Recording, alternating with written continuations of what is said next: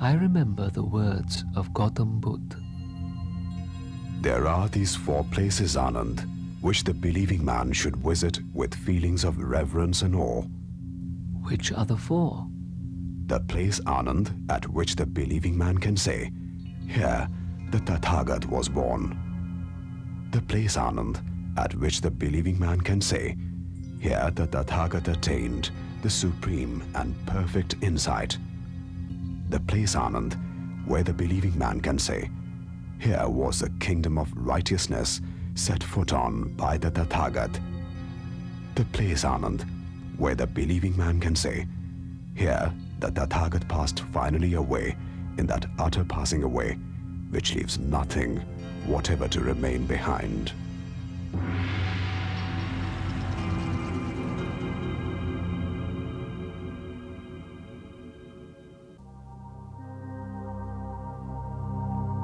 The mighty oceans washed the shores of this ancient land, which gave to the world one of the greatest sages, Gautama Buddha.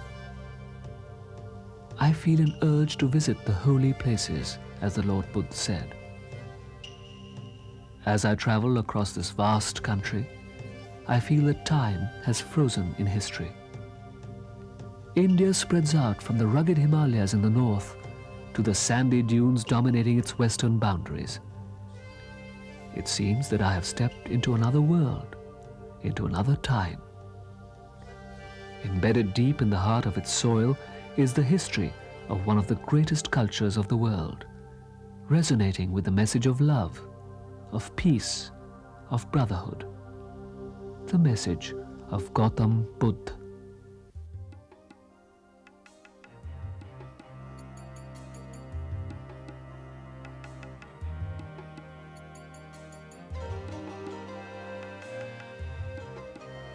India has always fascinated travelers.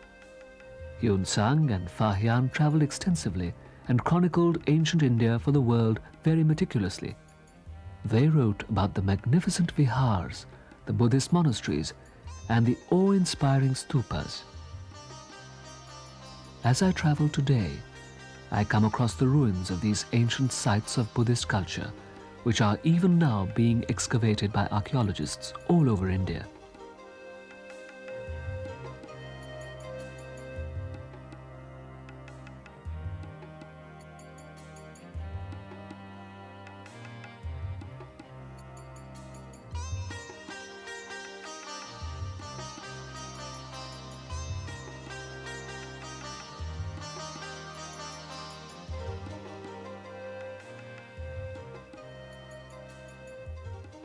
These sites were the centers of Buddhist learning and culture.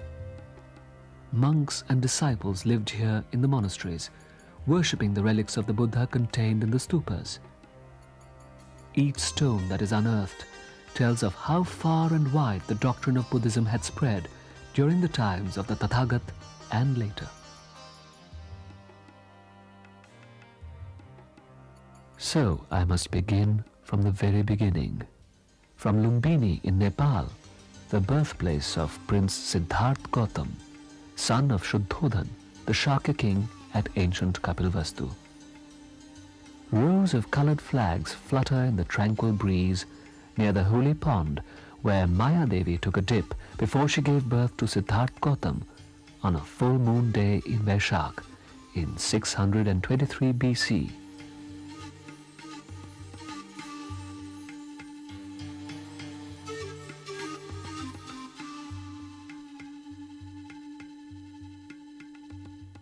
Today, there exists a pillar of Ashok proclaiming in Brahmi script that the Buddha was born here. Unfortunately, its top portion is broken now. There is silence as devotees offer prayers at the place of birth.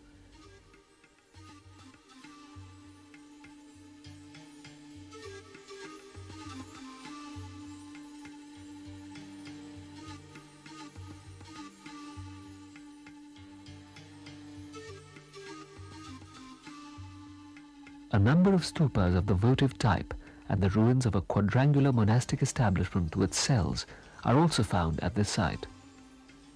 Another monument, is the flat-roofed Mayadevi temple.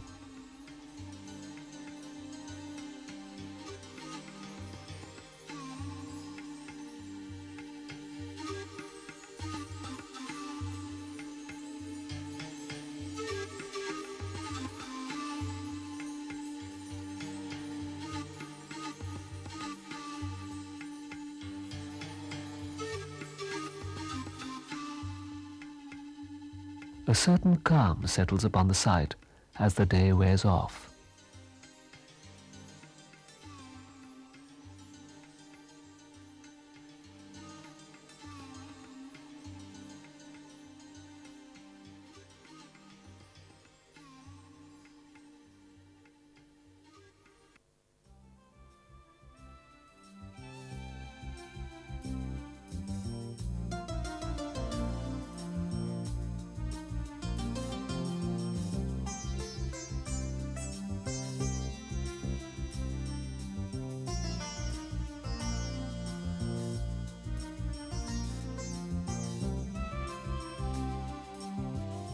Close to Lumbini in Nepal is the ancient site of Kapilvastu.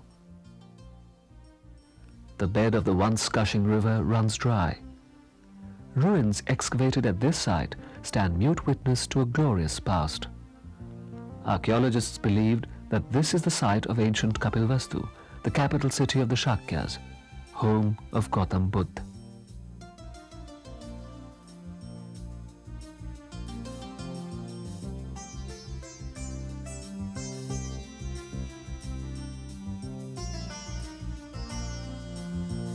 Excavations at the site have uncovered a 10-foot defense wall, the remains of what could have been the western and eastern gates, and roads leading into the citadel, paved with bricks and lined on either side by bastions.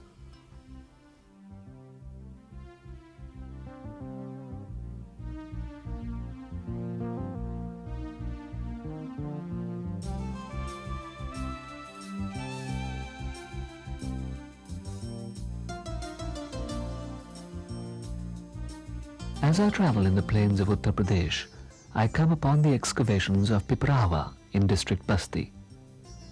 Recent excavations at this site have led archaeologists to believe that Piprawa and its adjoining village of Gangwaria, with its numerous Buddhist findings, is the actual site of ancient Kapilvastu.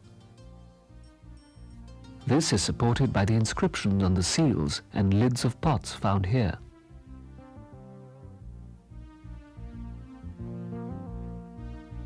Kanishk, a great patron of Buddhism, had built one of the largest vihars at Piprawa and renovated the main stup.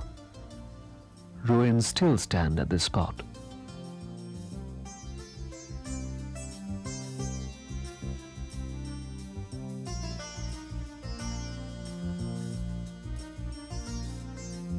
The site of ancient Kapilvastu, the glorious center of Buddhist heritage, has always fascinated the believer and the scholar alike.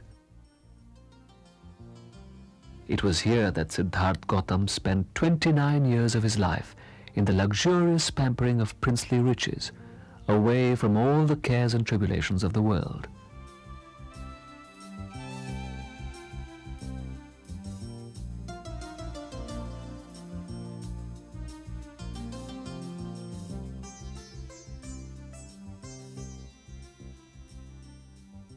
Then he was confronted by 3 ominous sights, one after another: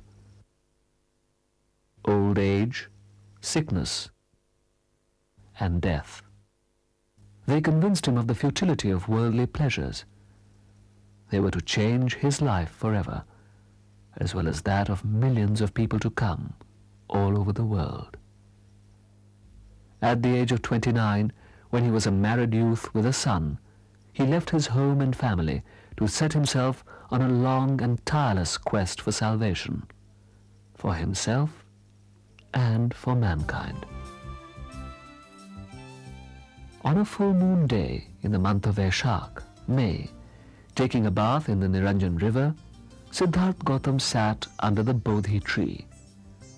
Here, under this auspicious Bodhi tree, Shakyamuni Gautam attained Nirvana, divine salvation. On the sacred tree, flags flutter in the eternal breeze. The Tibetan pilgrim Dharmavasim visited this site in the 13th century. He refers to the place as Vajrasan, or the diamond seat. This is the exact spot where Buddha attained supreme wisdom.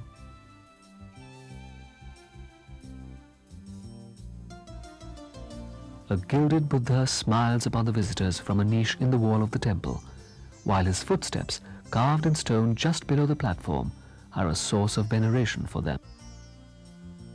This is where the story of Prince Siddhartha ended and the saga of the Buddha began.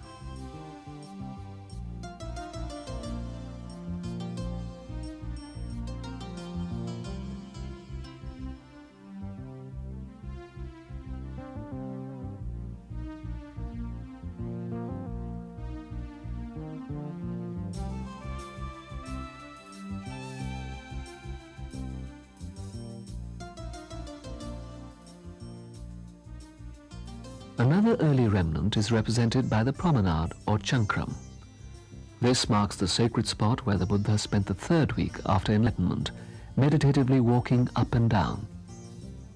What one can see is a brick platform with representations of lotuses, which are believed to have blossomed from his footsteps.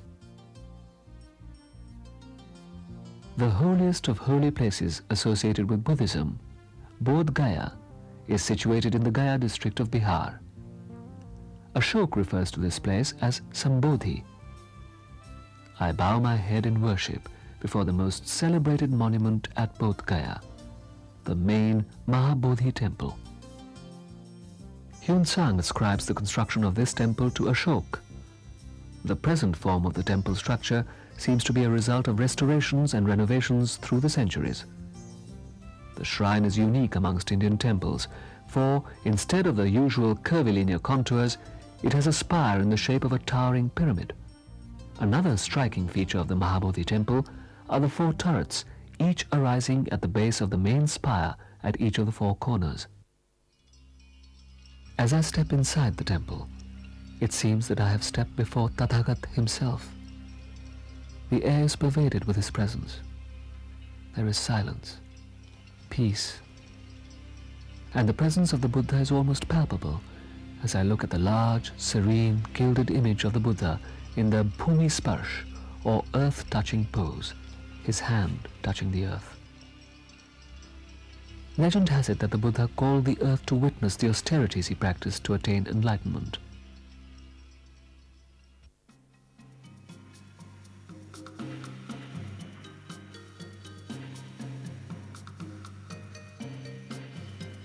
Around the temple are numerous remains. Amongst the most important are portions of the stone railing. These belong to 2 different periods, the earlier going back to about the 2nd century BC and the other to the Gupta period.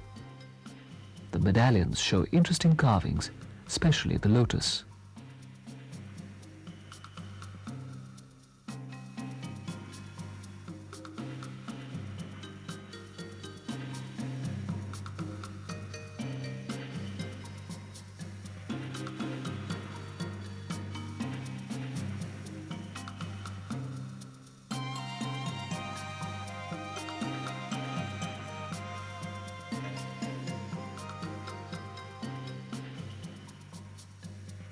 The Ratnaghar is a small, interesting shrine which stands close by the Mahabodhi temple. The Buddha is said to have spent a week at this spot in contemplation, while rays of 5 different colors emanated from his body. Close to the Mahabodhi, within the surrounding walls, stands another small temple, the Animesh Lochan. It is at this spot where the Buddha stood gazing at the Bodhi tree in gratitude after he had attained enlightenment.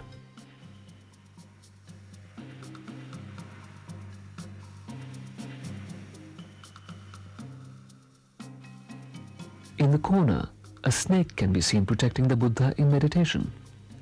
This is the Muchkund Sarovar. It is said that once the Buddha was in meditation when there was a great storm accompanied by rain. The snake king Muchkund cast his hood above the Buddha's head and protected him.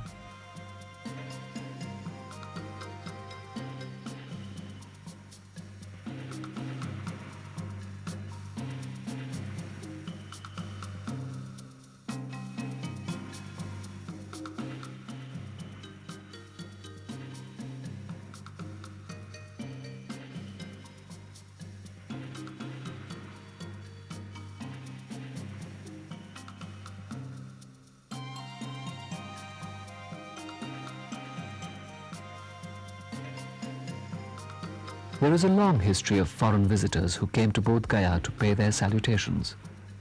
A large bell from the King of Burma finds the prestigious position of being in front of the main temple.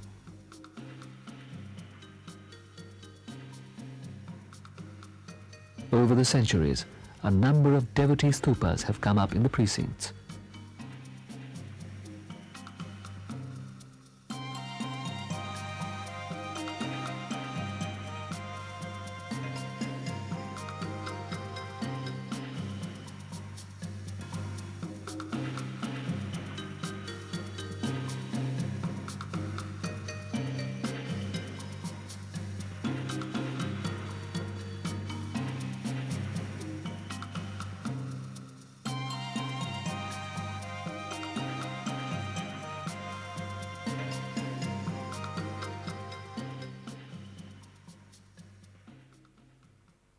The lure of Bodh Gaya is great for the devotees. They come from all over the world to pray and meditate at the feet of the Buddha in this blessed land. They come in search of peace and salvation.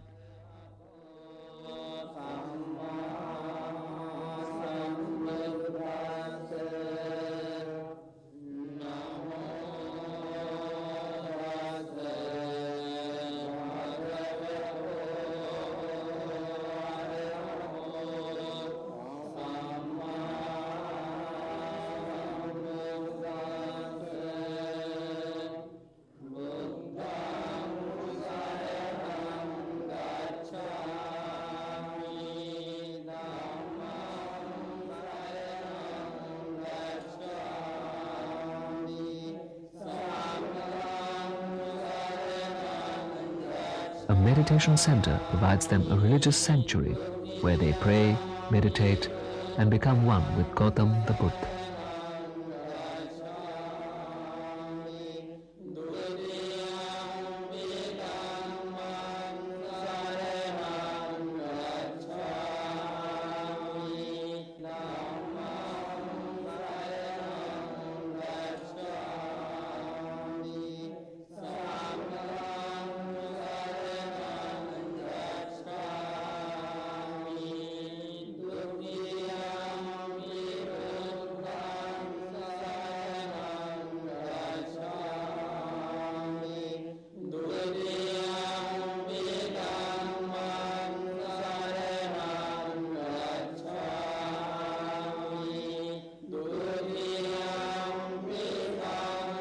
Temples and monasteries of nearly all countries where Buddhism has flourished have come up near and around the Mahabodhi temple, forming an integral part of Bodh Gaya. The Thai temple and monastery is startling in the sunlight. Gold lacquered tiles, sloping terraces, roofs, curved dragon forms, making graceful silhouettes against the sky. And inside, a magnificent Buddha with curly hair tied in a knot on top of his head.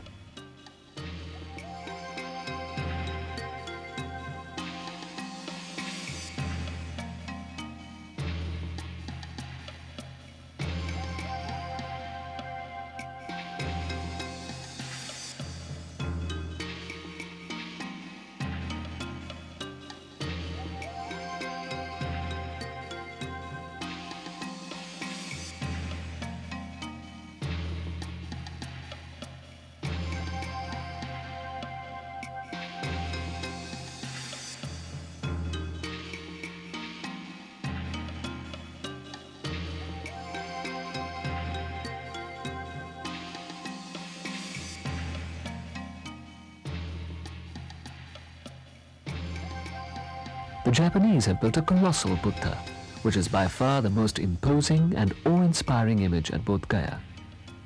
The Buddha in all his glory, giving the message of peace, love, piety, a message from the land of his birth to the world.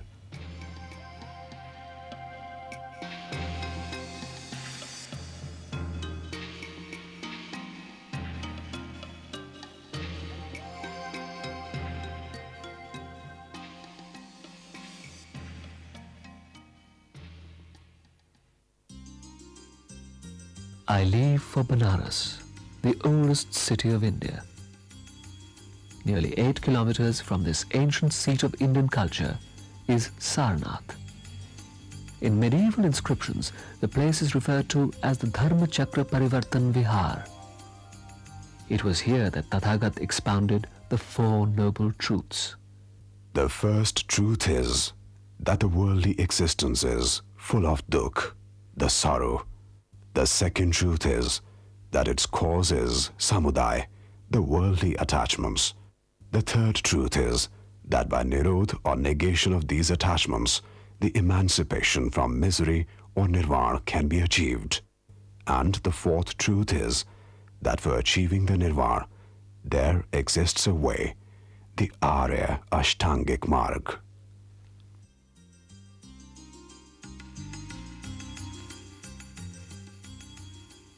Sarnath was also known as Mrigdav because herds of deer roamed freely here, as they had been given immunity by the king of Benares, moved to compassion by the spirit of self-sacrifice of the Buddha. It is not unlikely that this is the same as the Mool Gandhkuti referred to in inscriptions of the Gupta and later periods. It is a massive structure surrounded by a cluster of votive stupas. The exterior plan of the temple assumes the cruciform shape in view of the entrance porch on the east and the 3 chapels projected from the temple wall. As described by Hyun Sang, the main shrine was crowned by an amalaka, and it enshrined an image of the Buddha in the preaching pose.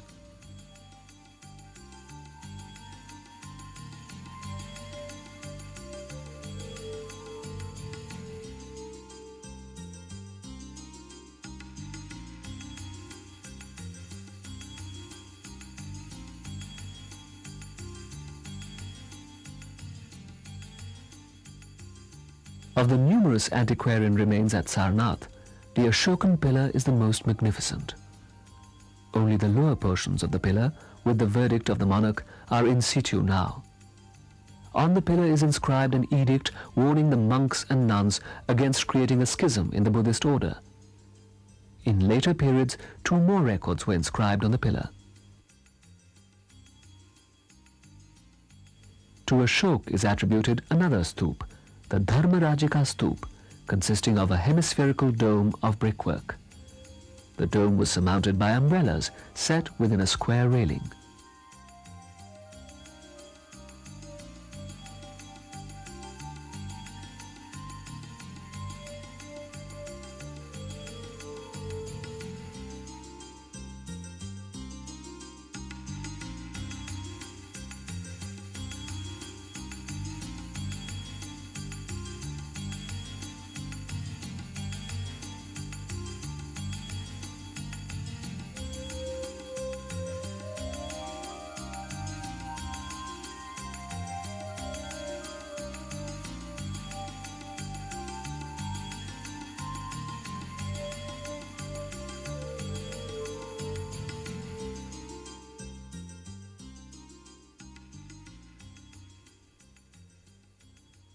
Most imposing of the ruins at Sarnath is the Dhammek Stup, situated at the southeast corner of the site. It is a solid structure of cylindrical shape. Its lower portion, constituting the drum, is built of massive blocks of stone, but the upper part is a brick construction. The lower section is relieved by 8 projecting bays, each with a large niche, originally containing an image. This lower section has a broad band of carved ornamentation of intricate geometric patterns with floral arabesques above and below.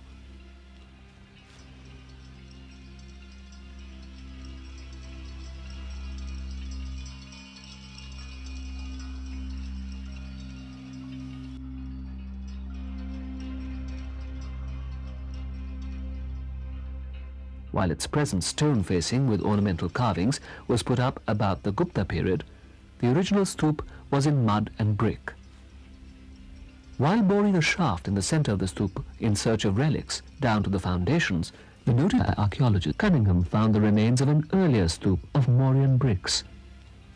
This might have been the stup raised by Ashok to mark the spot where the Buddha preached his law for the first time to the 5 monks.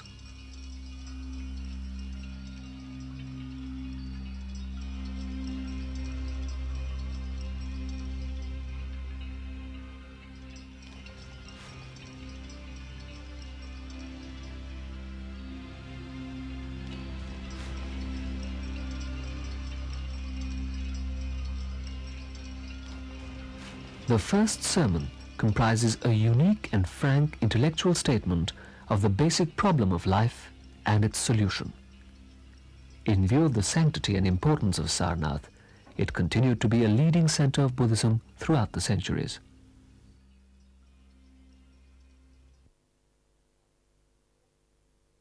Usually Thai people think that India is the great land, that the land that gives the Lord Buddha to the world. We are Thai Buddhism, we feel grateful to this land. And in the same time, because of the Buddha is the son of this land, so we feel that Thailand and India is we have the friendship, we have the close relationship with India because of the Lord Buddha. This place it become the holy place for the Buddhists across the world.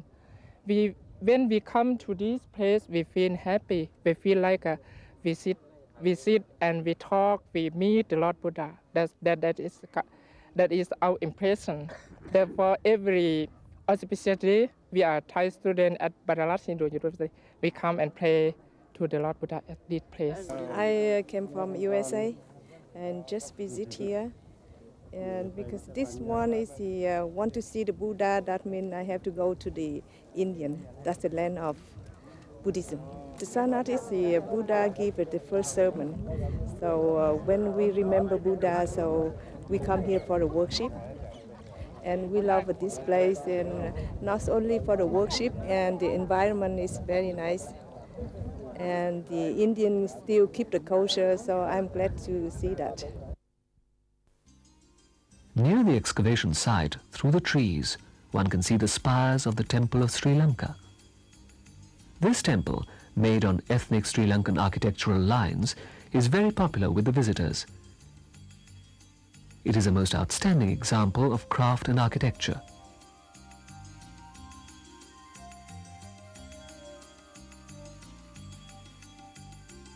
The temple is also unique for the wall paintings, which record the important incidents in the life of the Tathagat. The doctrine of Buddhism spread well beyond the shores of India. King Ashok sent his son Mahendra to the neighboring country of Sri Lanka with the teachings of the Buddha. A beautiful image of the Buddha is set in the serene atmosphere of the temple.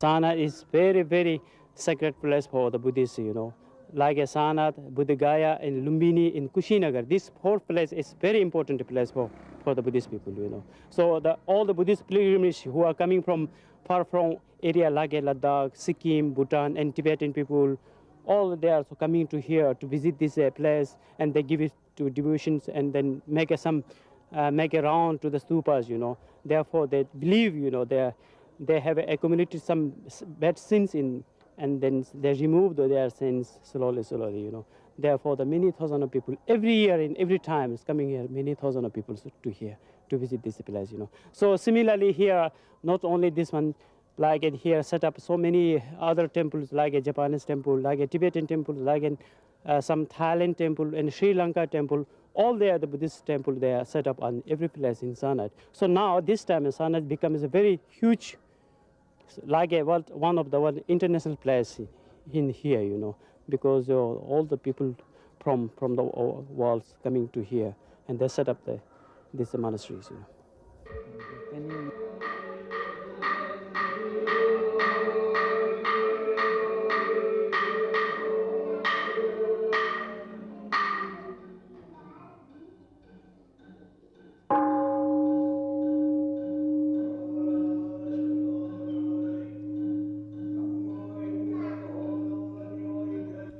The chanting at the Japanese temple fills my heart with reverence and awe.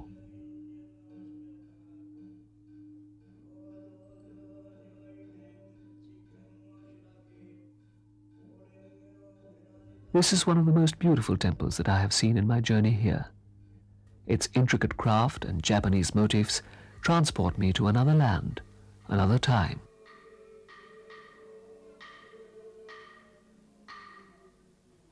The Japanese have special feelings for India. The atmosphere in their temple goes well beyond words to express these feelings.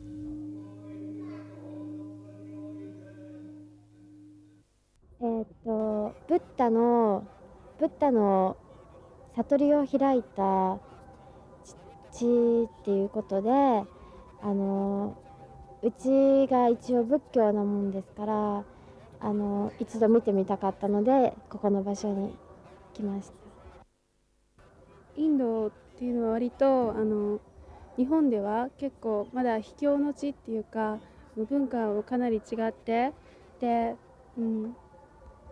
本当に本ではたくさんそういうふうなことが書いてある、すごく怖い国とか、書いてあるんですけど、本当はどうなのかっていうこととか、自分でこう違う文化に交わることで自分はどんな国に住んでいるのかとか、自分自身がどういう人間かっていうことが分かるんじゃないかと思って、それで訪れてみました。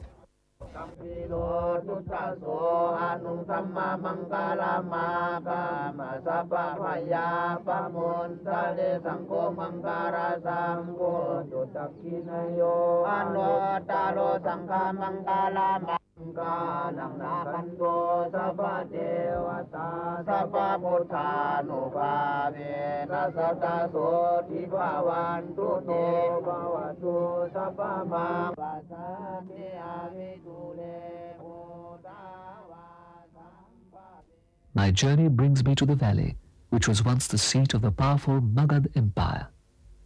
This sleepy hamlet of Rajgir has been witness to some of the most important sermons of the Buddha.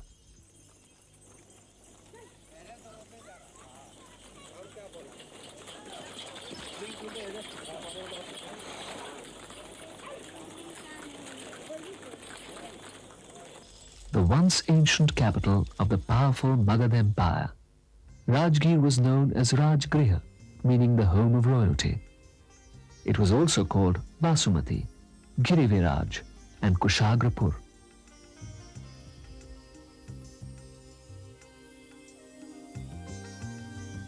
The modern village of Rajgir is situated on a part of the site of the new Rajgriha, which was protected by a massive wall of earth resembling an irregular pentagon in shape, with a circuit of nearly 5 kilometers. For the Buddhists, the Giddakot hill is amongst the most sacred because it was here that Lord Buddha spent most of his time in meditation and in preaching to his disciples. A small statue of the Buddha marks the spot where he sat while meditating.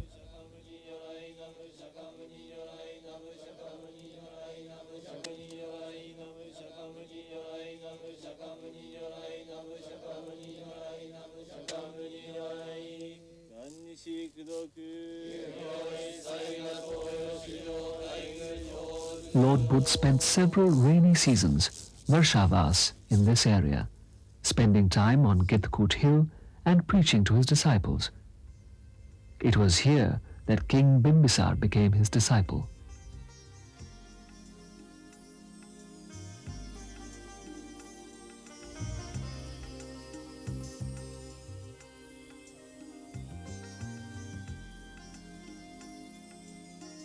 Giddakot has several caves which must have provided shelter and a home to the Buddha in the rainy season.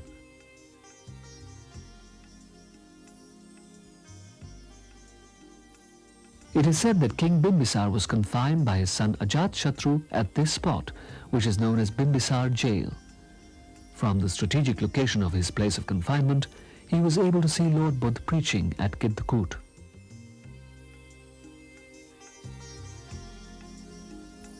About 150 meters to the north of the modern temples and mosques near the hot springs, a large tank has been identified.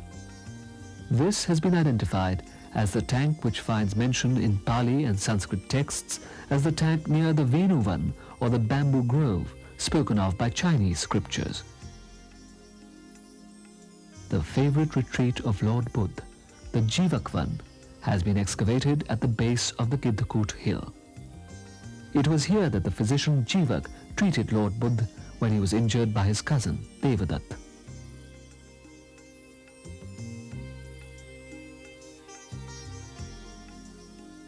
The Saptaparni caves are set high up in the hills and are very well preserved. It is said that the first Buddhist council, attended by 500 monks, was held at this spot. This is supported by Pali texts.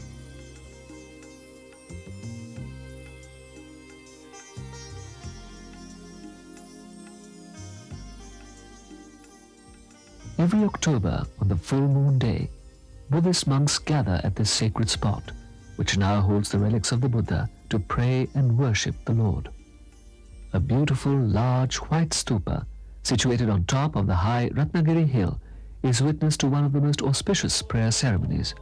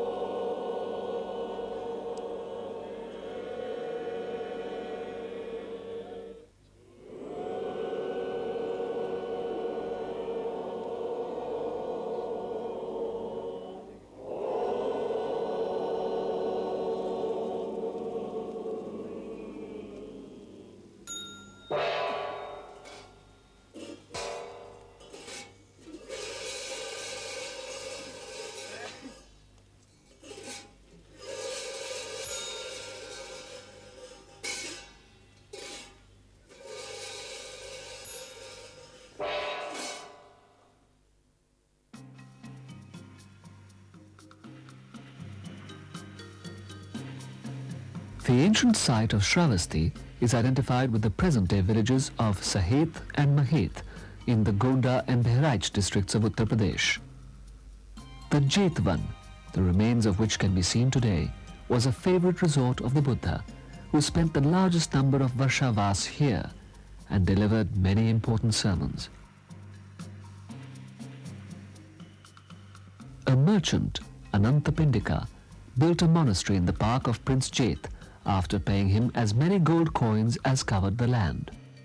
He then donated the monastery to Lord Buddha. Remains of the Jetvan show stupas, monasteries and temples. The stupas are attributed mostly to the Kushan period, while the temples are mainly from the Gupta period. Shravasti rose to fame when Lord Buddha performed a great miracle here. He displayed the multiplied forms of himself going up to the highest heavens.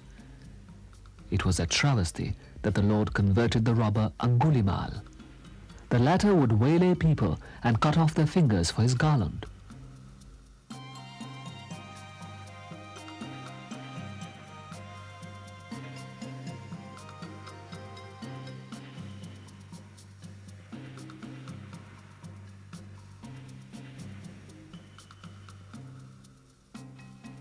For those who visit India to see the places of Buddhist importance, Shravasti assumes great importance.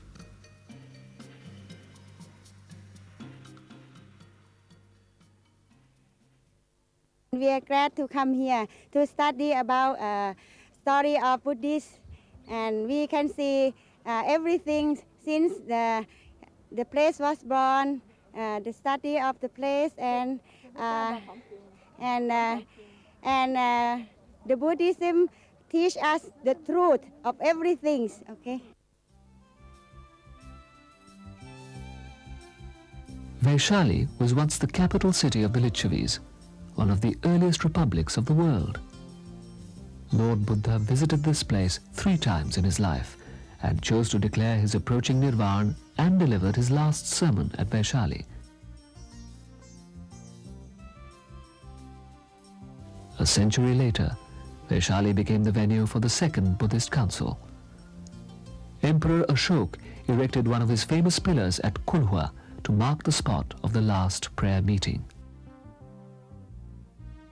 It was at Vaishali that Lord Buddha performed a miracle and was presented with a bowl of milk and honey by the monkeys. The story of Vaishali is not complete without mention of Amrapali, the exceptionally beautiful and gifted courtesan. It is said that she presented the Buddha with a mango grove and became a Buddhist nun. The noted travelers Fahian and Hyun Sang, who visited Vaishali in the early 5th and 7th centuries BC, have paid rich tributes to the glory of this place, which is said to have derived its name from King Vishal. Emperor Ashoka, the great follower of Buddhism, erected a beautiful sandstone pillar at Kolhua. It marks the place of the last sermon by Lord Buddha. The pillar, with a lotus capital, is surmounted by a lion. Although there is no inscription on it, the pillar has the design and craftsmanship which is unique to the Ashokan pillars.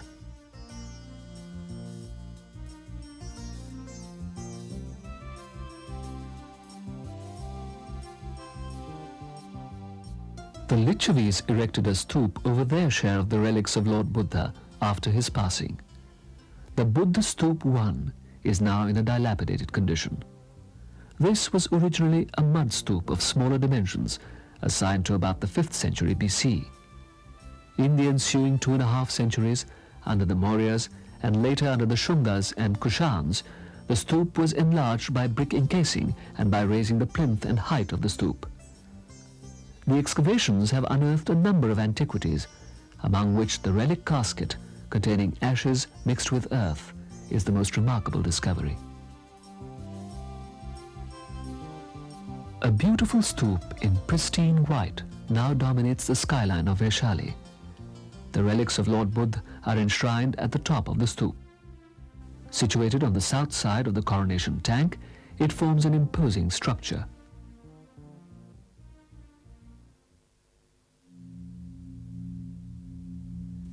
Go now, Ananda, and enter into Kushinagar, and inform the Mallas, the boatmen of Kushinagar, saying, this day, in the last watch of the night, the final passing away of the Tathagat will take place.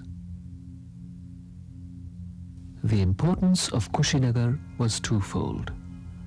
The Buddha passed away here, and he was also cremated here. A little away from the main site is the Ramabhar Stupa. It is believed to represent the spot of the cremation of the Buddha. The temple stands on a plinth supporting the stupa. The ruins of the stupa and the reclining Nirvan statue were discovered in 1876. The statue measures about 6.1 meters in length and is executed out of one sandstone block. It represents the dying Buddha, reclining on his right side with his face turned towards the west. It is placed on a brick pedestal with stone posts at the corners and was once faced with stone slabs on all sides.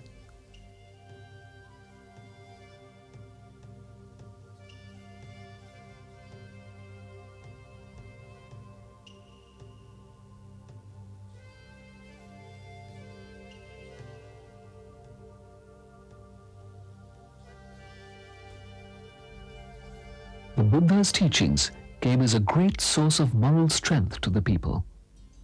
It was one religion which called upon man to unequivocally trust himself, to raise himself by his own exertion, to govern and control and form himself.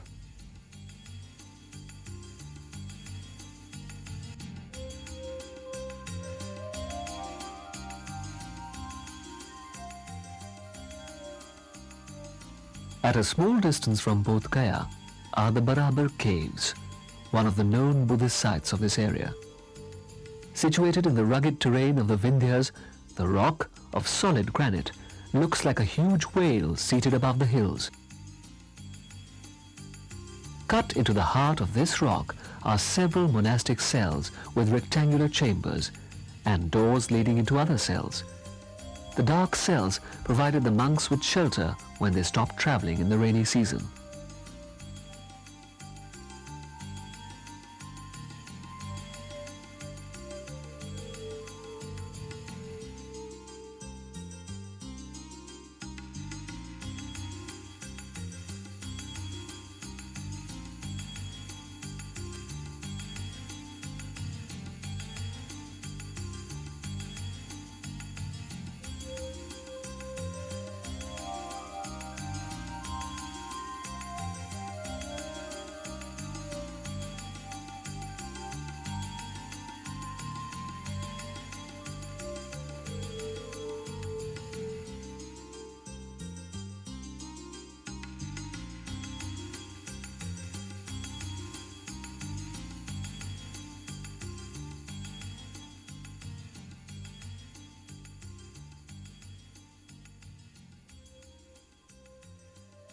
From the simple monastic cells cut into rocks to elaborately designed and conceived sites, India was vibrant with the message of the Buddha. The sanctity of this place lies in the fact that Sariputra, the famous disciple of the Buddha, was born here, and Nagarjuna, the celebrated Mahayana scholar of the 2nd century AD, was the high priest of Nalanda. From the accounts of the Chinese pilgrim Hyun Sang, who not only visited Nalanda but also studied here, we come to know that in the 7th century AD, Nalanda was the most stupendous monastic establishment on the one hand and a great seat of learning on the other.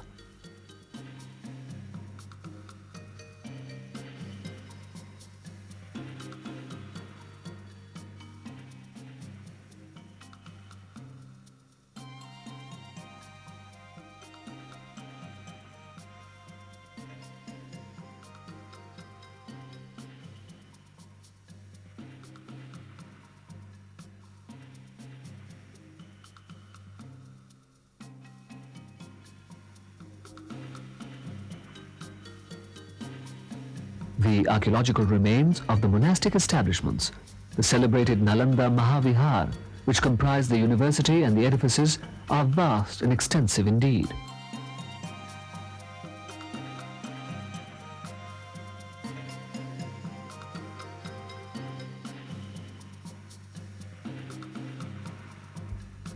As many as 11 monasteries have been uncovered by archaeologists. A number of temples and stupas of various sizes and forms add to the antiquarian remains of the grandeur that was Nalanda.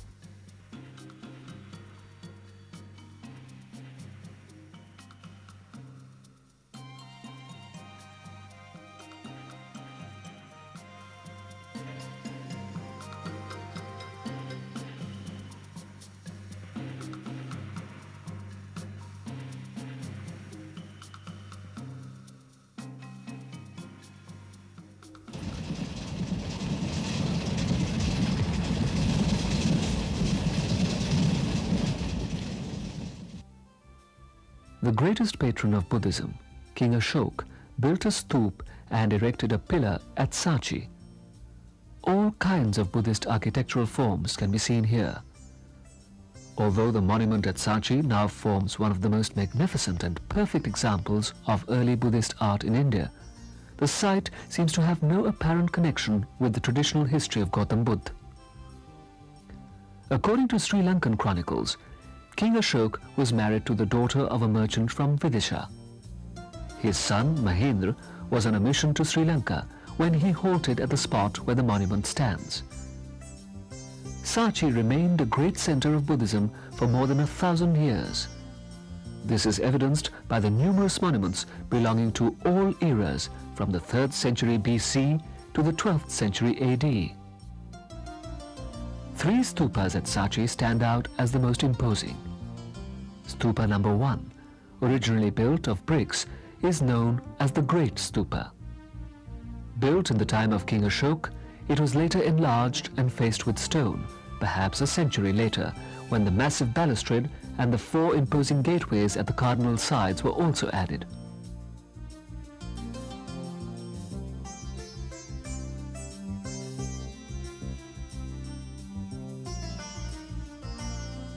Stupa number 3 of the 2nd century BC is known from an inscription of its relic casket to contain the mortal remains of Sariputra and Maudgalyayan, the two foremost disciples of the Buddha. Stupa number 2, also of the same period, does not have gateways. It is important as a Buddhist shrine because it contained the body relics of 10 Buddhist teachers of at least 3 generations, including Kashyap Goth and Majjhima, who belonged to the period of Ashoka.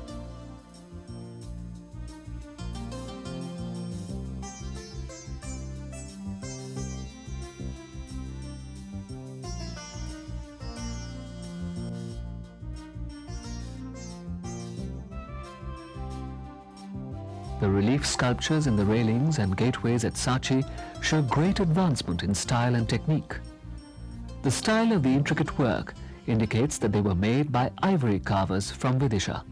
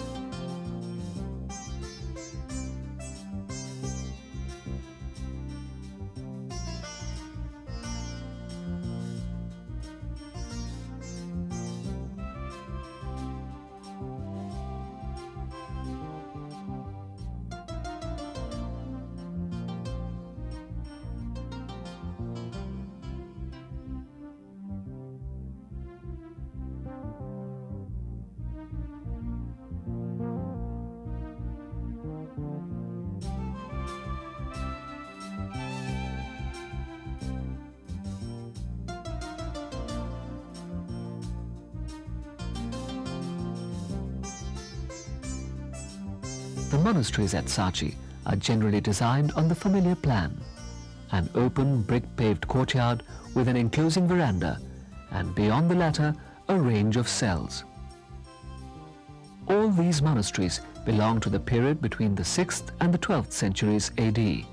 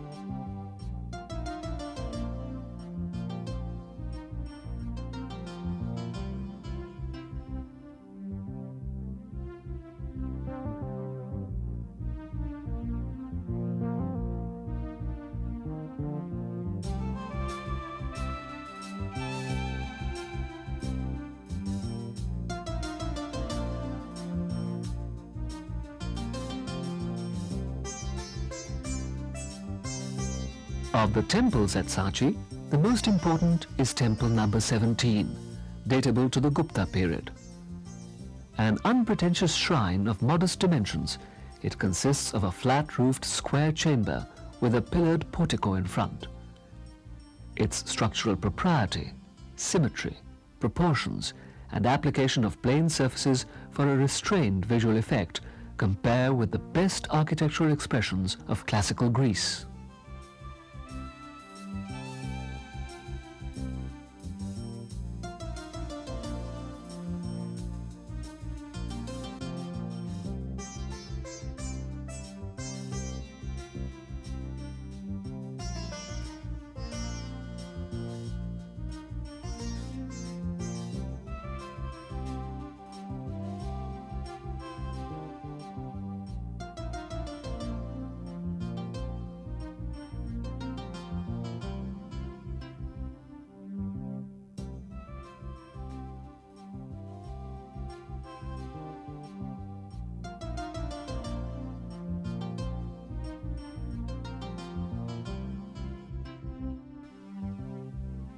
As I leave Sachi, my heart swells with an emotion which fills my soul with elation.